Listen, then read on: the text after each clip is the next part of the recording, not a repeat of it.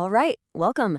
Today, we're diving into something that seems small but makes a huge difference in your professional emails. We're talking about upgrading that simple "I'm sorry" into something that really shows confidence and professionalism. Let's jump right in. So, let me ask you something. Have you ever been writing an email and just paused before typing sorry? Does it feel professional enough? Trust me, you are not alone in feeling that way, especially in big global companies, right? Every single word counts. And using sorry a little too casually, well, it can actually make you sound less confident, less in charge. And that's exactly why we're here today. Think of this as a professional upgrade for your emails. We're going to move past that basic sorry and give you some really direct, powerful alternatives, the kind that will seriously level up your communication and help you make a much stronger impression. Okay, so let's get into it. Check out this table. On the left, you've got those super common casual phrases we all use, probably without even thinking. And on the right, the professional upgrade. Now, the big change here is all about the tone. We're shifting from a kind of passive oops to an active I've got this kind of apology. It might seem like a small tweak, but believe me, it puts you right back in the driver's seat. All right, first example. Sorry for the delay. I mean, it's fine, right? But listen to this. I apologize for the delay in my response. See the difference? It's all about taking direct ownership. When you say I apologize, you're formally taking responsibility. It's just so much clearer, more respectful, and it tells the other person, hey, I get it, and I value your time. Okay, but what happens when it's something a little more serious, like a missed deadline? Instead of just, sorry I missed the deadline, try this. I regret missing the deadline. That one word, regret, it adds this whole other layer of seriousness. It shows you're personally disappointed about it, which tells your team that you take your work and their time very seriously. Okay, so we've covered the basics. Now let's get to the real game changer. I'm talking about a true power phrase. This is the one you pull out to show real maturity and competence, especially when you just need to fix a small mistake. And here it is. I apologize for the oversight. It's simple, it's professional, and wow, is it effective? This is your go-to phrase for when you need to acknowledge a mistake, but you don't want to make a huge deal out of it or blow things out of proportion. So what are we actually saying when we say oversight? It just means an unintentional mistake. You failed to notice something. And this part is so important. Using this word signals that it was just an accident, a little slip-up. It wasn't because you were careless or don't know what you're doing. It's such a precise and valuable word to have in your vocabulary. So why is this one phrase so powerful in a corporate setting? Well, first off, it just sounds mature and accountable, which is exactly the vibe you want. It also hits that perfect balance, right? You're acknowledging the mistake, but you're not getting overly emotional about it. And finally, it shows that you're committed to doing good work. It basically frames the mistake as a simple, fixable issue, not some huge crisis. And you know what the best part is? It's so easy to use. The structure is super simple. It's just 3 little pieces. You've got step 1, I apologize. Step 2, for the. And step 3, you just name the specific issue. It's like a formula you can adapt for pretty much anything.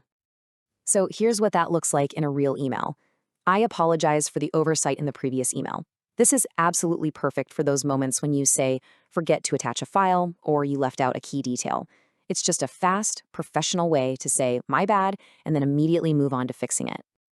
All right, let's wrap this up and take a look at the new communication toolkit you've just built. So, to recap, you now have this awesome toolkit of phrases ready to go. For common stuff, you've got, I apologize for the delay or for the inconvenience. For more serious things, you can use I regret missing. And for those small slip-ups, you have that power phrase, I apologize for the oversight. The best thing you can do? Start using these in your emails today. It's going to build your professional voice and your confidence so much faster than you think. And I'll leave you with this question to think about. Now that you've totally got the apology down, what's the next phrase in your emails that you want to level up? Because remember, always refining how you communicate, that is one of the most powerful tools you will ever have in your career. Thanks for tuning in. All right, welcome back. We've all had that moment, right? That sinking feeling in your stomach just after you hit send on a big email, and you realize you messed up. Your gut reaction might be to just shoot off a quick, I'm sorry, but what if there's a much better way? Today, we're going to talk about how to move past a simple apology and really learn to take responsibility. It's a way that not only fixes the mistake, but actually makes you look more professional. Let's dive in. Okay, just look at these two examples. On the left, you've got the classic, "Sorry, I forgot to attach the file." I mean, it works, but it feels a little weak, doesn't it? Kind of rushed. Now, look to the right. "I apologize for the oversight. The correct file is attached below." See? The whole vibe changes. It's subtle, I know, but it is so powerful it just sounds more calm, more competent, and way more professional. So, what's the secret sauce here? What is it that makes one response feel weak and the other feel so powerful? It's not just about swapping out a few words. No, it's about the entire mindset behind how you respond. Let's break down why that second email is just so much more effective. And here it is. This is the core idea: accountability without self-blame. The first example, "I forgot," really focuses on a personal screw-up. But the professional approach? It shifts the focus. It acknowledges the mistake calmly and then immediately pivots to the solution. You see, it's about owning the situation, not just wallowing in the mistake. Let's zoom in on one key word from that professional email: oversight. The definition is right here. It's a mistake made because you failed to notice something. It's such a precise and, importantly, unemotional term. In a global business world where you're working with people from all different backgrounds, using neutral language like this is absolutely crucial. It takes the drama out of it and keeps everyone focused on the task. So how do we do this every single time? Well, there's a really simple but incredibly effective three-step formula that you can use. Honestly, this framework can completely change how you handle mistakes in your emails. First up, step 1, apology. You start with a direct and professional apology. Something like, "I apologize for," is just clearer and a bit more formal than a quick sorry. It sets a serious, respectful tone right away, and you do it without making any excuses. Step 2 is where you explicitly take responsibility. This is where you use that professional, neutral language we just talked about. You're not being dramatic, you're not trying to explain it away, you just calmly and clearly state, "This was an oversight on my part." You're owning the specific error, plain and simple. And that brings us to the final and maybe the most important step: action. Think about it. An apology without a solution doesn't really help anyone. This is where you immediately give them the fix. You attach the right file. You provide the correct information. It shows you're not just sorry, you're a proactive problem solver. So here it is, the whole formula together: apology, then responsibility, then action. When you put these three things together in your email, you create a response that feels complete and projects total professionalism.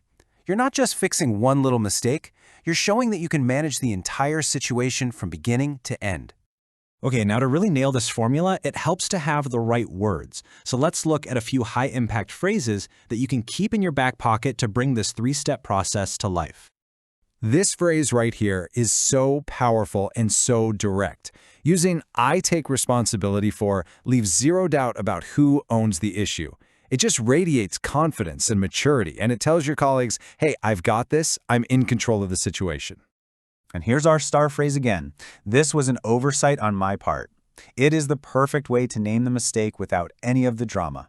Like we said, it's a professional and globally understood term that just keeps the focus right where it needs to be, on the work. Oh, this one is a total game changer. If someone else catches your mistake, saying this instantly changes the whole dynamic. Instead of getting defensive, you're showing them that you value their help. It turns what could be an awkward moment into a positive, collaborative one. It's brilliant. So let's circle back to our very first comparison. Now that you know the formula, you can really see it in action, can't you? "I apologize for the oversight." That's apology and responsibility. Boom, boom. The file is attached. That's the immediate action. It's the perfect bite-sized example of how this whole thing works. When you boil it all down, what we're really talking about is a huge mindset shift. It's about moving from a passive apology to proactive action. This isn't just about being polite. It's about showing everyone that you are effective and reliable, especially when things aren't going perfectly. And the payoff is huge. When you handle mistakes this way, you show you're competent, even under pressure. You build trust because people know you're accountable. You start to be seen as a problem solver, not just someone who makes mistakes. And ultimately, you learn to communicate with real authority and confidence. So I'm going to leave you with this question to think about. The next time you have one of these little mess-ups at work, don't just see it as a failure. See it as a chance to practice this skill. How are you going to turn your next oversight into a real opportunity to build trust and show just how professional you are.